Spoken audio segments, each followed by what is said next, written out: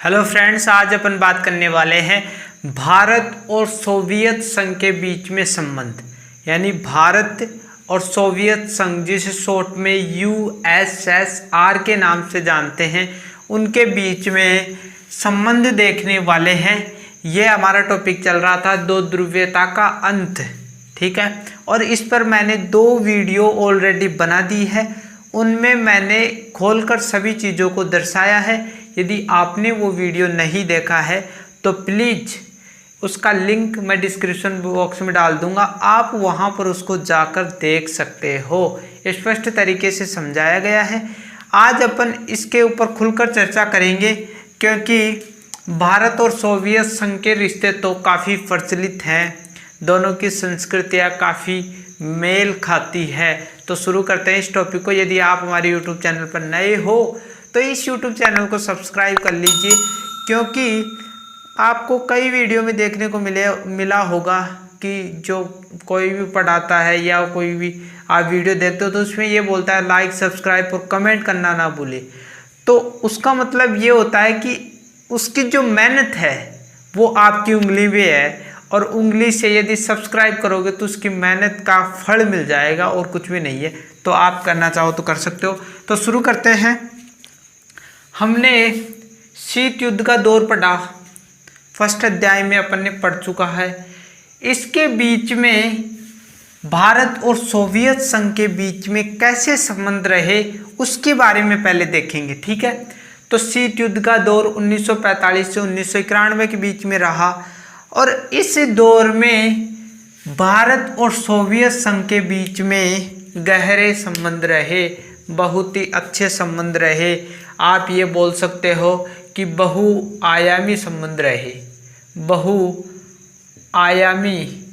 बहुआयामी संबंध रहे दोनों के बीच में, ठीक है।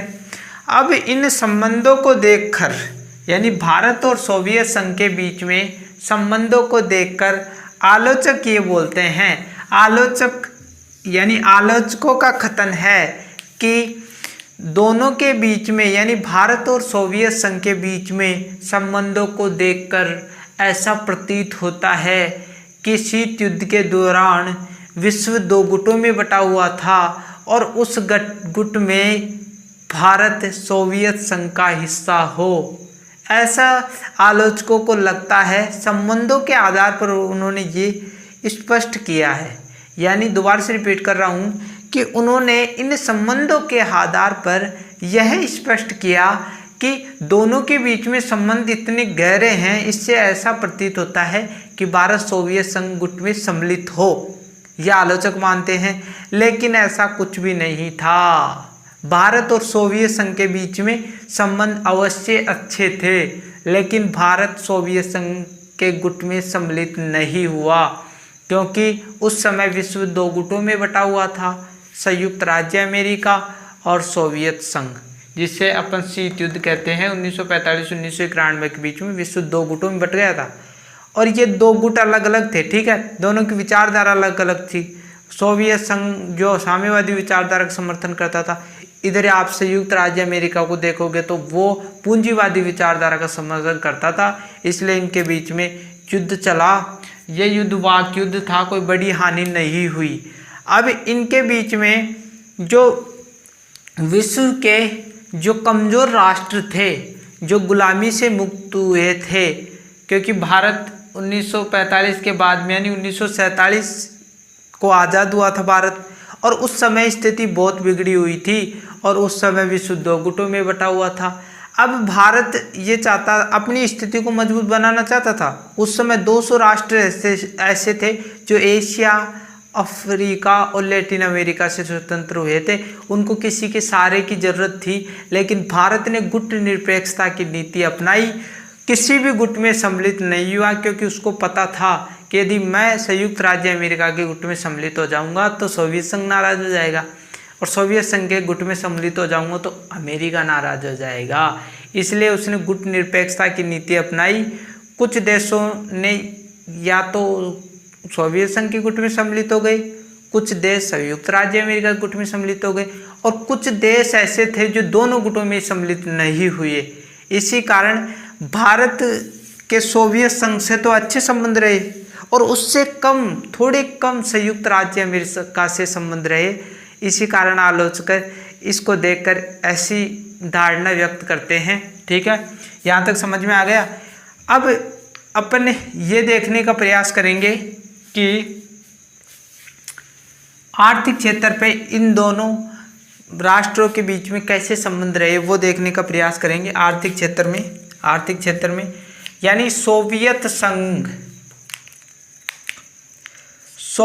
संघ ने भारत की सार्वजनिक क्षेत्र की कंपनियों की मदद की। यानी सोवियत संघ ने उस समय भारत की जो सार्वजनिक क्षेत्र की जो कंपनियां थी, यानी भारत सरकार की जो कंपनियां थी, सार्वजनिक का मतलब पब्लिक, इंग्लिश में इसको पब्लिक बोलते हैं। ठीक है, जो पब्लिक है ना, यानी सरकारी क्षेत्र की जो कंपनियां थी उनकी सोवियत संघ ने मदद की। इस समय भारत की कोई मदद नहीं कर रहा था, क्योंकि भारत है ना जो 1947 को आज़ाद हुआ था और इसके 2-3 वर्ष बाद, यानी इस दौर में तो आज़ाद हुआ था भारत 1947 में। तो इस समय भारत की स्थिति इतनी नाजुक थी कि किसी राष्ट्र ने उसकी मदद नहीं की, क्योंकि हम जानते हैं कि जो गरीब होता है उसकी कोई नहीं पूछता, यानी उसको कोई भी सहारा नहीं देता है। इस संसार में दुखी को सहारा नहीं मिलता है। ये बहुत बड़ी बात है, बहुत दुख की बात है। और भारत के साथ भी ऐसा ही हो रहा था कि भारत को कोई सहायता नहीं दे रहा था। लेकिन यहाँ पर सोवियत संघ था जिसने वाकई में भारत की यहाँ पर मदद की। और मदद किस प्रकार की, ये भी देख लो। मदद किस प्रकार की, मदद किन किन क्षेत्रों में की, देखो। सोवियत संघ ने भिलाई, बोकारो, विशाखापट्टनम, ये इस्पात संयंत्र हैं, इस्पात डालने के संयंत्र हैं, यानी इस्पात डालने के क्षेत्र हैं। भिलाई, बोकारो, विशाखापट्टनम में इस्पात डालने का कार्य किया जाता है। तो इन क्षेत्रों में, और हैवी इलेक्ट्रिकल्स मशीनरी, यानी हैवी भारी बिजली की जो मशीनें हैं, इन दोनों क्षेत्रों में तकनीकी और आर्थिक सहायता दी सोवियत संघ ने। यानी ये 2 क्षेत्र थे, इन दोनों क्षेत्रों में तकनीकी और आर्थिक यानी पैसों संबंधित सहायता सोवियत संघ ने दी। तो ये बहुत बड़ी बात है। और यहाँ पर व्यापार भी किया भारत से, क्योंकि उस समय गरीब राष्ट्र था भारत, क्योंकि गुलामी से आज़ाद हुआ था। अंग्रेज़ों ने इतनी बुरी तरीके से शोषण किया था। यदि आपके पास में हिस्ट्री है तो आपको एक सिद्धांत जब पढ़ोगे तो पता चलेगा। ये सिद्धांत है धन निष्कासन सिद्धांत, दादा भाई नेहरू जी ने दिया है ये सिद्धांत।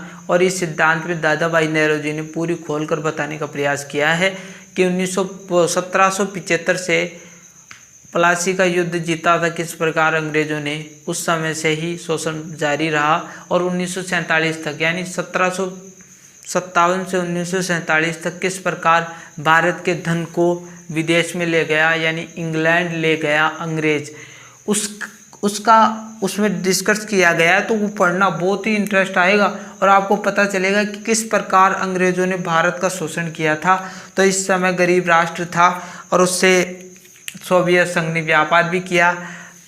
भारत के पास में विदेशी मुद्रा की कमी थी इस टाइम, यानी भारत के पास विदेशी मुद्रा की कमी थी, विदेशी मुद्रा, ठीक है, विदेशी मुद्रा की भारत के पास में कमी थी। लेकिन सोवियत संघ ने भारत की जो मुद्रा है, भारत की मुद्रा क्या है, रुपया, ठीक है, भारत की जो मुद्रा है रुपया, उसको माध्यम बनाकर सोवियत संघ ने अपना माध्यम बनाकर भारत से व्यापार किया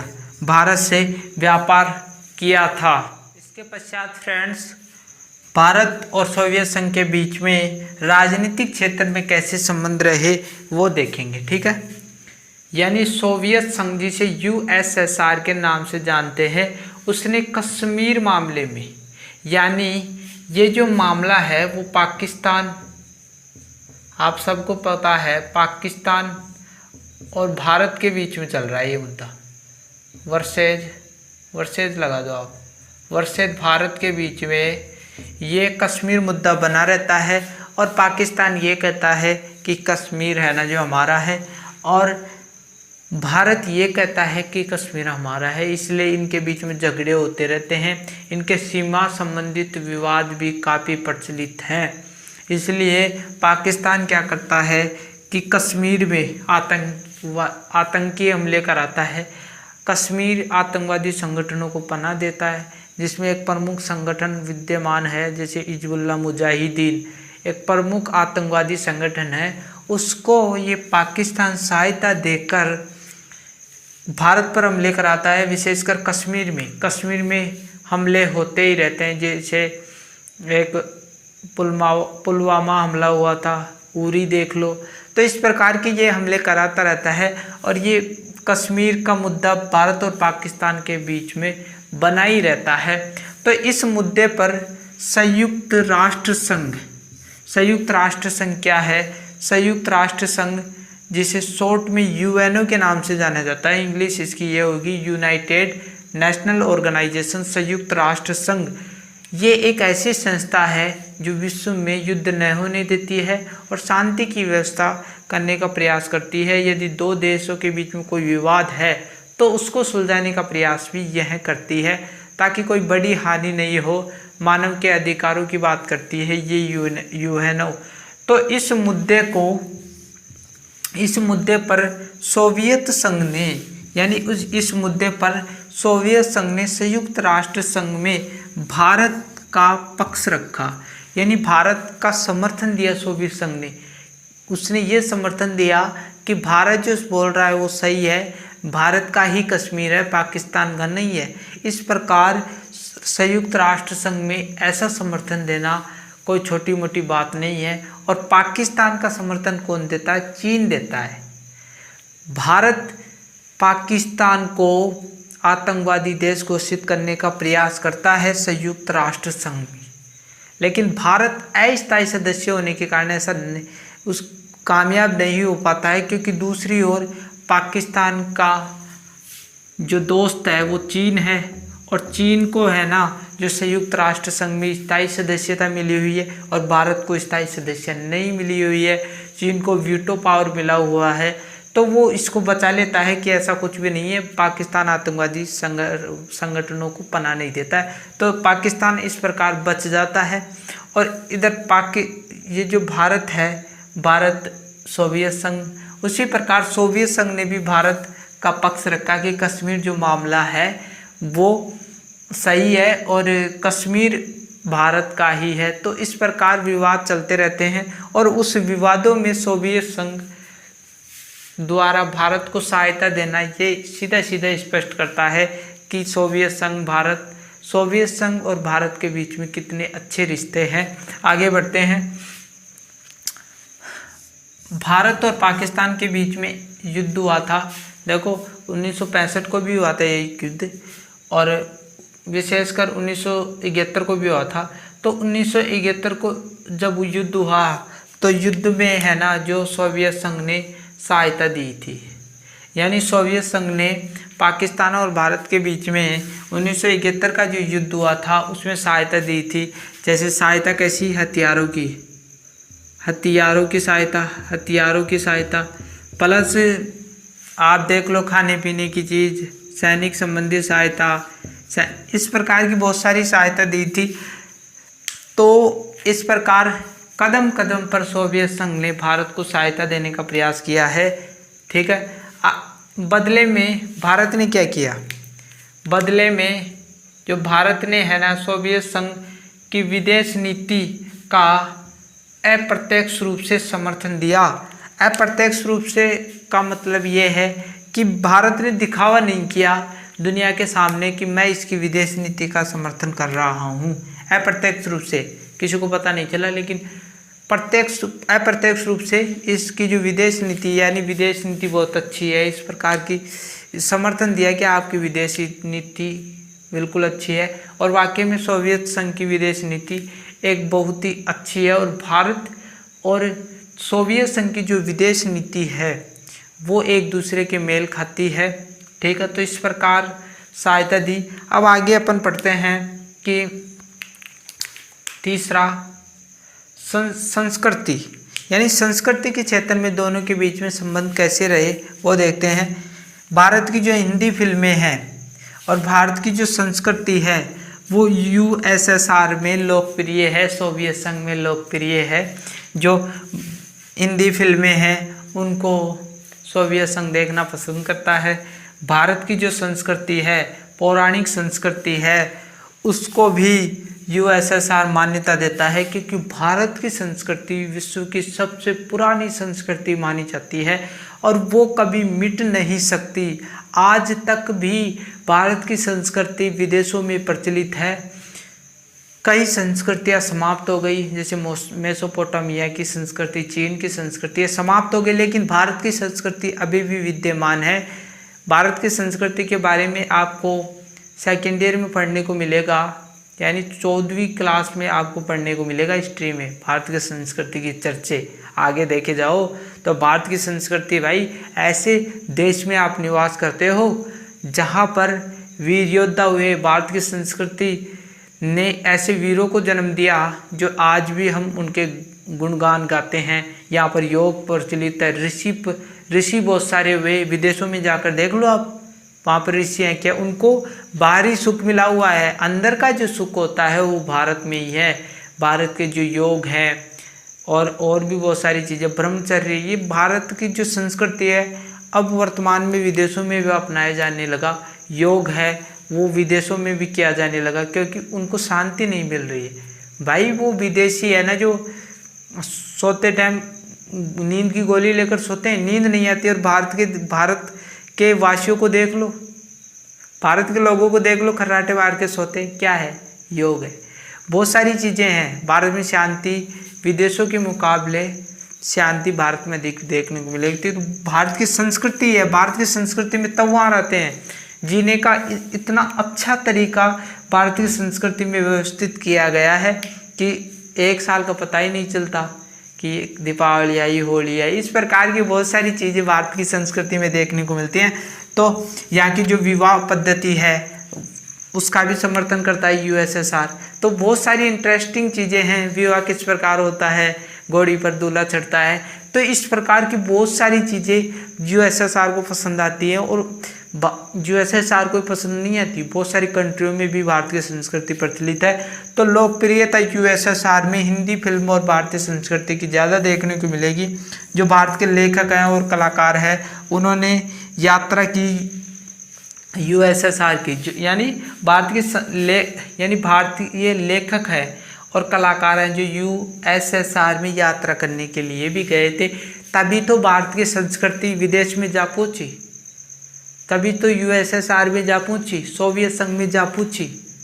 उनको कैसे पता चला कि भारत की संस्कृति ऐसी है? या तो वो हमारे देश में आई, भारत के लोग वहाँ गई, ग्रंथों को पढ़ा। तो इस प्रकार भारत की संस्कृति के चर्चे विदेश में देखने को मिलते हैं। इसके बाद फ्रेंड्स हमारा लास्ट इनके बीच में संबंध है, यानी सैन्य संबंध। सैन्य संबंध हमारा लास्ट पॉइंट है इसमें, यानी सैनिक क्षेत्र में सोवियत संघ और भारत के बीच में कैसे संबंध रहे। यानी सोवियत संघ ने भारत को सैन्य टेक्नोलॉजी साझा की, यानी सोवियत संघ ने अपनी सैन्य टेक्नोलॉजी भारत के साथ में साझा की। सैन्य टेक्नोलॉजी क्या होती है? जो सेना के जो हथियार होते हैं उनको बनाने की जो नई विधि होती है, यानी आधुनिक विधि, जिसे टेक्नोलॉजी के नाम से अपन जानते हैं। तो उस टेक्नोलॉजी को भारत के साथ साझा किया कि आप हमारी टेक्नोलॉजी का यूज करके आप हथियार बना सकते हो, ये साझा किया। और ये बहुत बड़ी बात है, कोई भी देश अपनी जो टेक्नोलॉजी है उसको दूसरे देश में नहीं देता है, लेकिन सोवियत संघ ने यहाँ पर भारत के लिए किया। यह एक ऐसा समय था जिसमें भारत की सहायता कोई नहीं कर रहा था, लेकिन लेकिन सोवियत संघ ने भारत को एक विशेष सहायता की, क्योंकि किसी भी देश की आर्मी जो होती है यदि वो मजबूत है तो वह देश बच जाएगा, नहीं तो अपने पड़ोसी राष्ट्रों के आक्रमण को वह झेल नहीं पाएगा।